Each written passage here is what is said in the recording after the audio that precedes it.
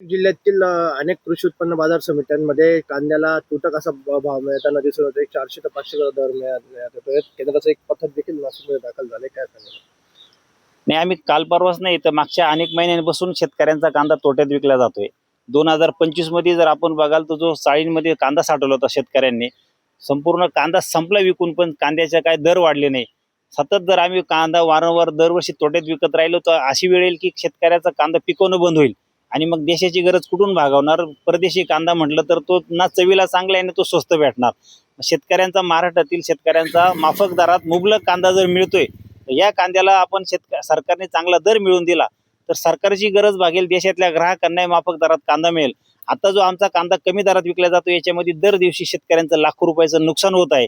आमचं एकीकडे उत्पादन खर्च जो आहे कांद्याला प्रति क्विंटल 2200 रुपयेपर्यंत आता पोहोचला आहे. त्याच्यामध्ये वाढते मजुरीचे दर असतील, खतं, औषधं, बियाणं याचा सर्व खर्च एकत्रित पकडला इतका महागडा खर्च होता आणि सरकार आमचा कांदा 1235 रुपये म्हणजे 12 रुपये 35 किलोने खरेदी करायला निघाले. हे शेतकऱ्यांचं दुर्दैव आहे. आम्ही राज्य सरकारला, केंद्र सरकारला एकत्रितरित्या विनंती करतोय की आमच्या कांद्याला नफा जर होऊ द्यायचा असेल शेतकऱ्यांना तर किमान 3000 रुपये किलो म्हणजे किलोला 30 रुपयाचा दर देणं अपेक्षित आहे, तरच शेतकऱ्यांना नफा होईल. अन्यथा शेतकरी कांद्याची शेती करून आर्थिक तोट्यात जातील, कर्जबाजारी होतील. ते आताही होत आहे.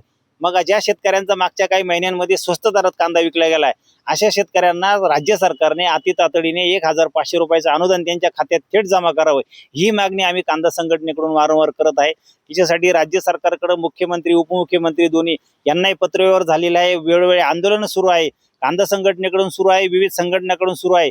आज जर तुम्ही बघाल तर शेतकरी अक्षरशः आर्थिक कोंडीत सापडलाय आणि असं होत असताना सरकार मात्र ज्या वेळेस कांद्याचे भाव वाढतात कधीतरी थोड्या कालावधीसाठी अति तातडीने अर्ध्या रात्री निर्यात बंदी करणार, परदेशी कांदा आयात करणार, निर्यातीवर शुल्क लावणार, अशा विविध अटी शर्ती लावून शेतकऱ्यांचे थेट कांद्याचे भाव पाडणारं सरकार.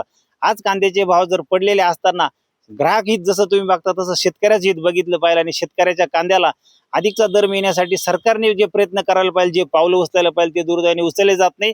हीच परिस्थिती राहिली. कांद्याचे दर जर आता वाढले नाही आणि दिल्लीतून जी समिती आलेली केंद्राची, ती समिती जी आहे त्या समितीला आम्ही विनंती करतोय की तुम्ही फक्त औपचारिकता करू नका, फक्त तुम्ही काहीतरी घोषणा करू नका, तर तुम्ही कृती करा ना. आता थेट शेतकऱ्यांच्या कांद्याला कसा दर वाढेल याच्यावर उपाययोजना करा. अन्यथा राज्य व केंद्र सरकारच्या विरोधात मुंबई आणि दिल्लीमध्ये कांदा उत्पादक शेतकऱ्यांकडून तीव्र स्वरूपाचं आंदोलन केलं जाईल, असा इशारा आम्ही कांदा संघटनेकडून देत आहोत.